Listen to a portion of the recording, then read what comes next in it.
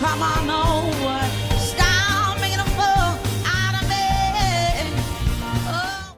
20 musicians who destroyed their careers live on stage. The spotlight promised everything: fame, adulation, immortality on stage. Then one performance changed everything. Careers ended in minutes. Some burned out in front of thousands. Others destroyed decades of work with a single moment. These are 20 musicians who destroyed their careers live on stage. Number 20, Ashlee Simpson.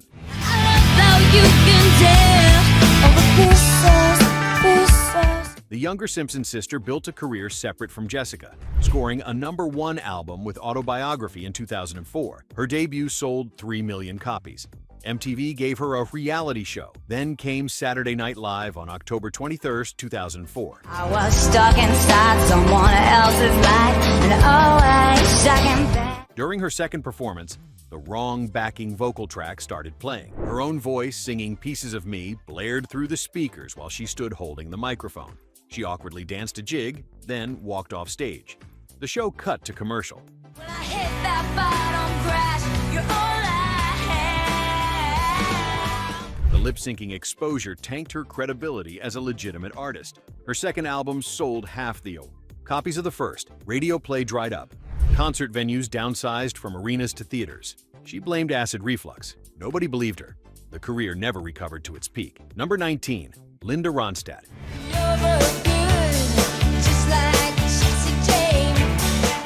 11-time Grammy winner. Over 100 million records sold worldwide. The Allin Hotel in Las Vegas booked her for a residency in July 2004.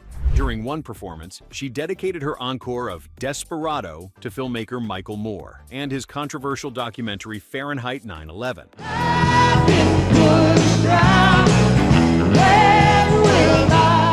The conservative Vegas audience erupted.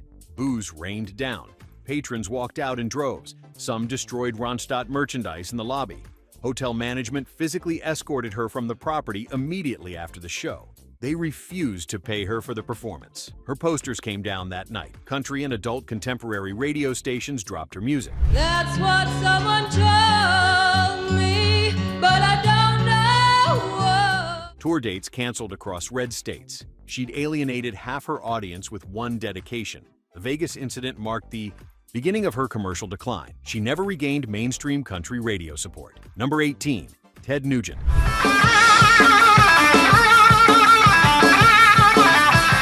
The Motor City Madman sold 40 million records across 5 decades. August 22, 2007, at the California Mid-State Fair in Paso Robles, Nugent went off script during his performance. He brandished assault weapons on stage while launching into a political tirade.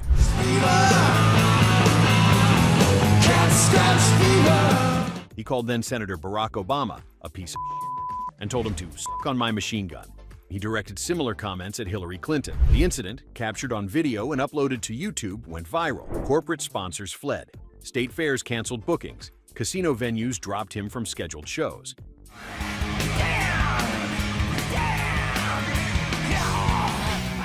The Sportsman's Channel eventually canceled his outdoor show. Lost endorsement deals cost him millions. Radio stations pulled his classic rock staples. He'd destroyed his crossover appeal and mainstream booking power in one weapons-waving rant. He became uninsurable for major venues. Number 17, M.I.A.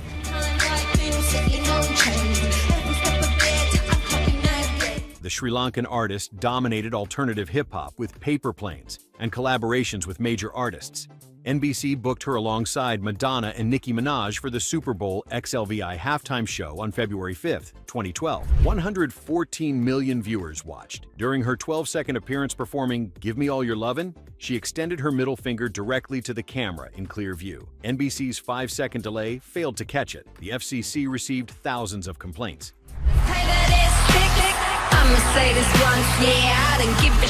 The NFL immediately distanced themselves and blamed M.I.A. exclusively. NBC threatened legal action. Major corporate partnerships evaporated overnight. Pop radio stations blacklisted her music. The NFL banned her from future events.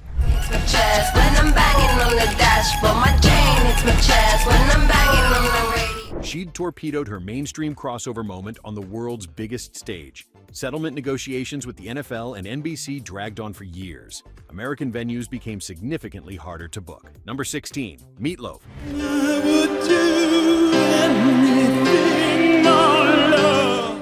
Out of Hell sold over 43 million copies. The operatic rock star commanded stages worldwide. Edmonton, Alberta, on June 17, 2011, became a disaster. Meat Loaf collapsed twice during the performance at Rexall Place. Never do it better than I do it with you so long. He forgot lyrics completely. He wandered aimlessly around the stage. Between-song rants became incoherent. Audience members demanded refunds mid-show. Video footage showed clear physical and mental distress. The tour continued despite obvious problems. In Pittsburgh days later, another meltdown occurred. Promoters canceled 17 remaining tour dates. Ticket refund costs exceeded $2 million.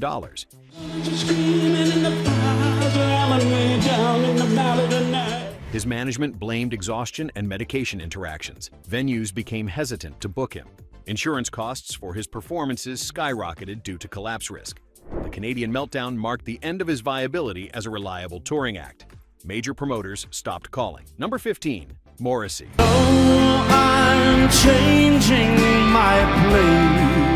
The Smiths' frontman built a devoted solo career spanning decades. His political statements grew increasingly controversial. During a November 2019 performance at the Hollywood Bowl, he wore a pin supporting the far-right for Britain party while making inflammatory statements between songs. The backlash was immediate and severe. Would hate anything to happen to her. His record label BMG refused to release his already completed album Bonfire of Teenagers. Radio stations globally dropped his music from playlists. Tour dates across Europe faced protests and cancellations. Venues canceled bookings, citing safety concerns. The statements compounded years of previous controversial remarks. But the Hollywood Bowl incident proved the final straw for mainstream support. He'd alienated the progressive fan base that built his career. Without label support, the album remained unreleased for years. Touring became limited to small venues willing to weather protest risks. I had intended something must have gone wrong. Before we continue, which incident shocked you most so far? Did you witness any of these career-ending moments live? Drop a comment and let us know where you're watching from. Number 14. Rage Against the Machine. 2, 3, and it's just another rock track. And so the thinking that they can fake this. Political intensity defined the band, but April 13, 1996, on Saturday Night Live pushed beyond acceptable limits. NBC invited them to perform 2 songs. They planned to hang inverted American flags from their amplifiers as protest. Producers discovered the flags during soundcheck and demanded removal. The band complied to get on air, then rehung the flags immediately before their live performance of Bulls on Parade.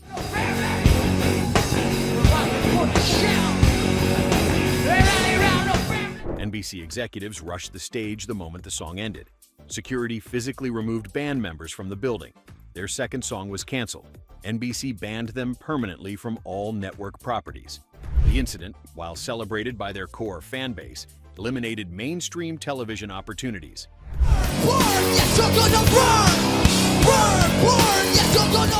Major awards shows refused to book them. Corporate festival sponsors demanded their removal from lineups. The SNL incident cemented their unmarketability to mainstream venues. They'd chosen ideology over commercial viability in one flag-hanging decision. Number 13. Bobby Brown.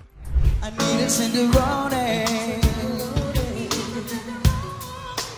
New Edition launched him, then solo success made him a superstar with Don't Be Cruel selling 12 million copies. By the late 1990s, live performances became increasingly erratic. A 1998 concert in Orlando demonstrated the decline catastrophically. Brown appeared 2 hours late, clearly intoxicated. Just why am I so red? Well, they don't understand me. He slurred through 3 songs before attempting to fight a security guard who approached the stage. Police escorted him off. The remaining tour dates were canceled. Promoters sued for breach of contract. His erratic behavior, captured on multiple occasions, made him uninsurable. Major venues refused bookings without significant cash deposits up front. The New Edition reunion tours proceeded without him multiple times due to reliability concerns. You believe in love and all that it can do. Radio stopped playing his solo material. The Orlando incident exemplified a pattern that destroyed his solo touring viability. He became known more for personal chaos than musical ability. Number 12. Sid Vicious.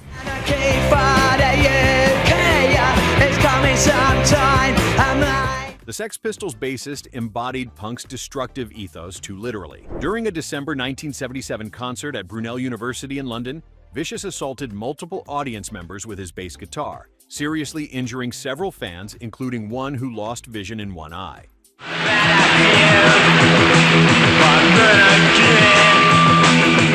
The incident led to immediate legal consequences.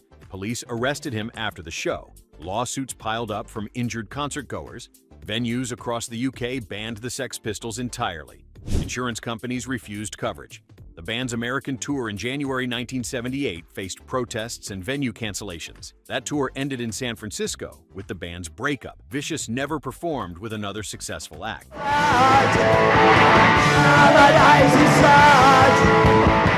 His violence made him unemployable in any professional musical context.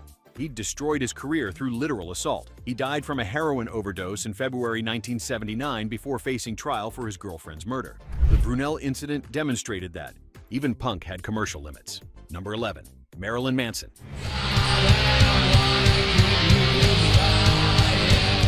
Shock rock made him millions, selling over 50 million records globally. The September 27, 2019 performance at Albuquerque's Zia Festival became a turning point. Manson appeared severely intoxicated, arriving 90 minutes late. He forgot lyrics, mumbled incoherently between songs, and left the stage multiple times during the performance. Fans booed and demanded refunds.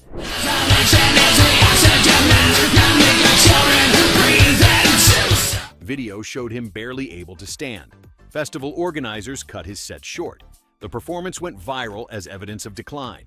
More damaging were subsequent allegations from multiple women about backstage behavior during tours.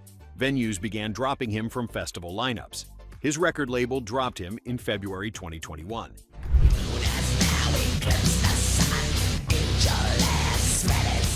Stars removed him from the series American Gods. Lost income from canceled tours exceeded $10 million. The Albuquerque performance provided visual evidence supporting later allegations of chaos and misconduct. What was once marketable danger became liability. Number 10. Amy Winehouse.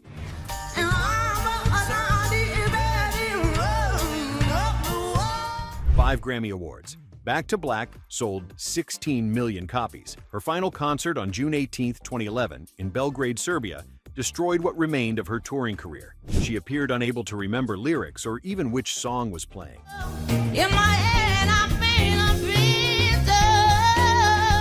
She wandered the stage aimlessly. She turned her back to the audience for extended periods. Fans booed relentlessly. She mumbled indecipherably into the microphone. The performance lasted less than 90 minutes of a scheduled 2-hour show.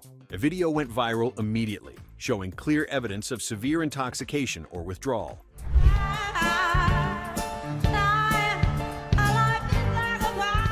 Her management canceled the entire European tour the next day, including 12 dates. She died 5 weeks later on July 23, 2011, of alcohol poisoning at age 27. The Belgrade concert became her last. Refund costs and canceled venue contracts exceeded $3 million. The performance remains one of the most difficult to watch concert videos available, documenting complete professional collapse. Which of these incidents do you think was the most preventable? Ever seen a performer meltdown live? Share your experiences in the comments below. Number 9.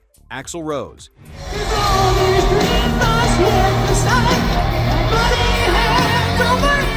Guns N' Roses dominated rock through the late 1980s and early 1990s. Rose's volatility became legendary, but the Montreal riot on August 8, 1992 crossed into career destruction. Metallica and Guns N' Roses co-headlined at Olympic Stadium before 53,000 fans. Something's changing inside you, and don't you know? Rose complained about monitor sound quality throughout the opening songs. After 9 songs and 55 minutes, he declared, "I'm going home," and walked off stage. The concert was over. Riots erupted immediately. Fans destroyed the venue, causing $500,000 in damage. Police arrested dozens. Rose faced criminal charges. The incident contributed to the band's disintegration.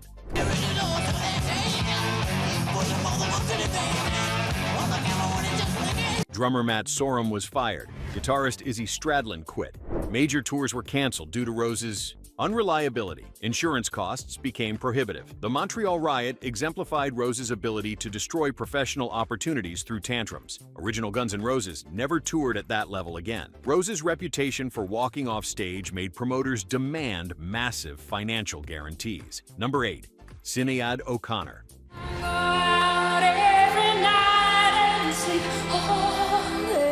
4 Grammy nominations. Nothing Compares to You dominated 1990. Then came Saturday Night Live on October 3, 1992. After performing an a cappella version of Bob Marley's War, she held up a photograph of Pope John Paul II. She sang, "Fight the Real Enemy," and tore the photo into pieces on live television. The studio audience sat in shocked silence. Wouldn't have screamed, "No, I can't let you go if the door wasn't closed." NBC's switchboard exploded with complaints. The Catholic League organized boycotts. Radio stations nationwide pulled her music immediately. Her next public appearance 2 weeks later at Madison Square Garden for Bob Dylan's anniversary concert resulted in sustained booing so intense she couldn't perform.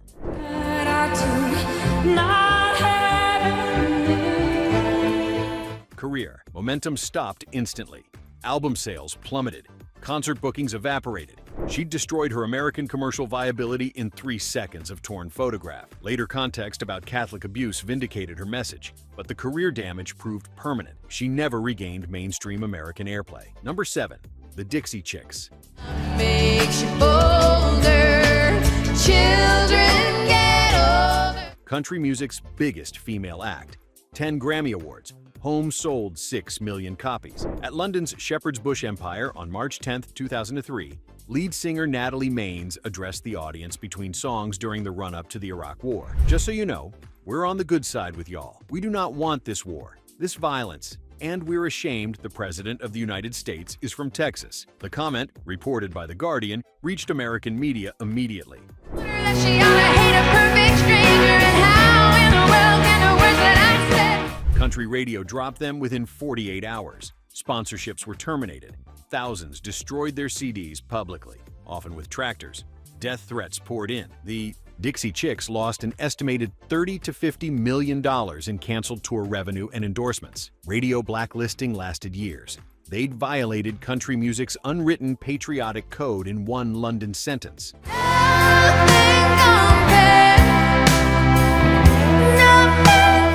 The group eventually changed their name to the Chicks in 2020, but never regained country radio dominance. Number 6. Milli Vanilli.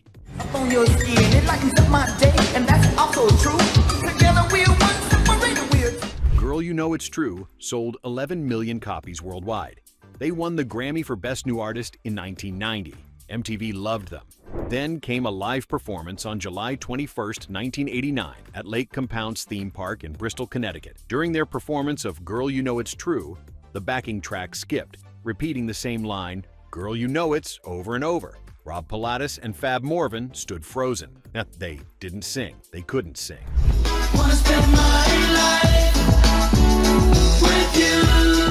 The technical malfunction exposed what many suspected. They were lip-syncing to other vocalists. Investigations followed. Producer Frank Farian admitted in November 1990 that Pilatus and Morvan hadn't sung a note on the album. The Grammy was revoked. The only time in Grammy history this occurred. My day, and that's also true. Together we're one, separated we're two.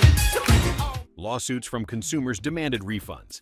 The duo's career ended instantly. Lost future earnings exceeded $25 million. Pilatus died in 1998 of alcohol and prescription drug overdose.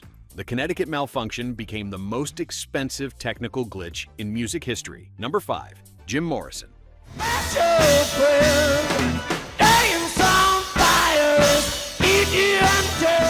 The Doors sold millions.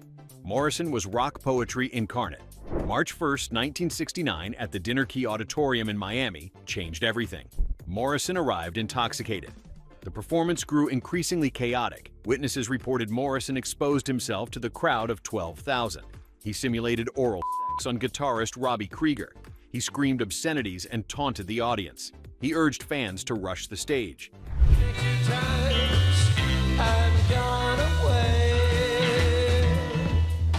Police issued an arrest warrant days later on 6 charges, including indecent exposure and public profanity. Morrison was arrested on April 4, 1969. Concert. Venues across America canceled doors bookings immediately. Their commercial momentum stopped.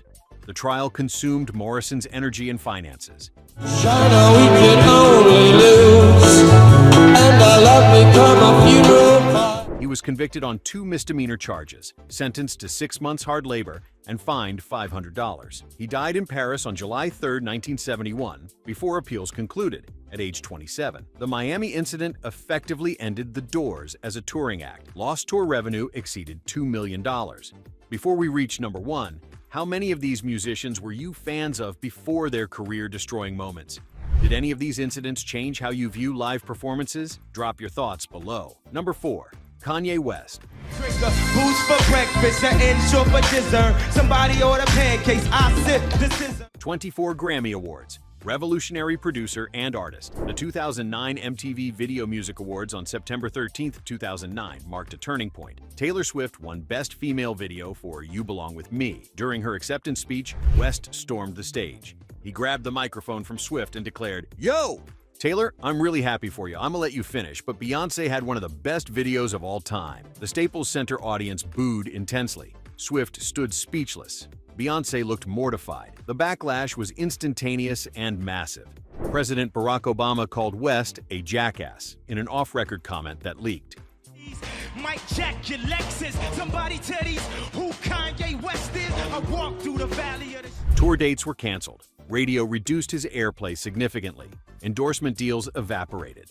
The incident began a pattern of erratic behavior that compounded over years. I know what was bad, baby. Hey, late, you been all on my brain. His 2016 Sacramento rant, where he stopped his concert after 3 songs to discuss his political views, resulted in tour cancellations costing tens of millions. The VMA incident destroyed his mainstream likability permanently. Number 3. Gigi Allin.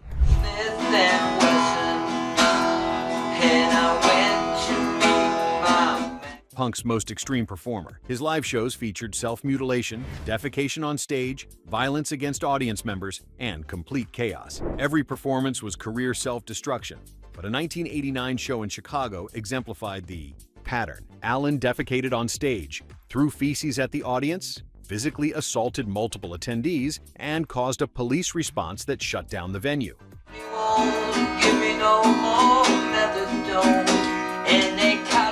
He was arrested mid-performance multiple times throughout his career. No venue would book him twice. He performed in squats in illegal spaces.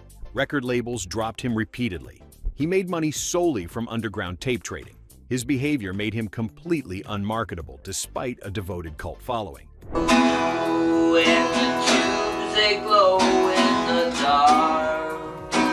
He died of a heroin overdose on June 28, 1993 after a final New York performance at age 36. He'd systematically destroyed every commercial opportunity through violently antisocial behavior. Estimated career earnings never exceeded $50,000 across 15 years, despite constant touring. He became unemployable by design. Number 2. Whitney Houston. Holding on to memories, and it hurts me more. The greatest voice of her generation. Over 200 million records sold. $400 million earned across 3 decades. By 2011, performances had deteriorated catastrophically. A May 2011 concert in Brisbane, Australia showed the decline. She forgot lyrics to her own signature songs.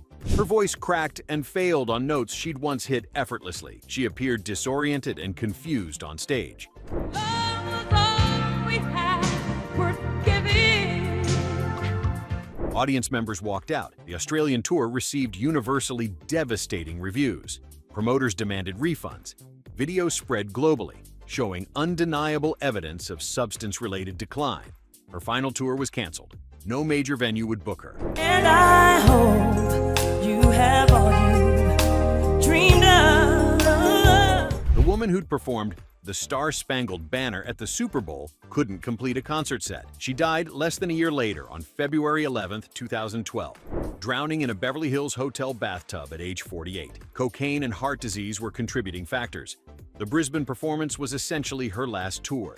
The voice that defined a generation had destroyed itself. documented in painful detail on stage. Number 1. Elvis Presley. Yes, I've had a few. The king of mass rock and roll. Over 1 billion records sold. The highest-earning solo artist in history. His final years on stage documented complete physical and professional collapse. His last concert on June 26, 1977, at Market Square Arena in Indianapolis showed what remained.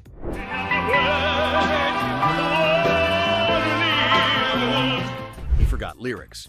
He slurred his words between songs. He was sweating profusely despite minimal movement. He appeared bloated and could barely stand without support from backup singers. The performance was incoherent.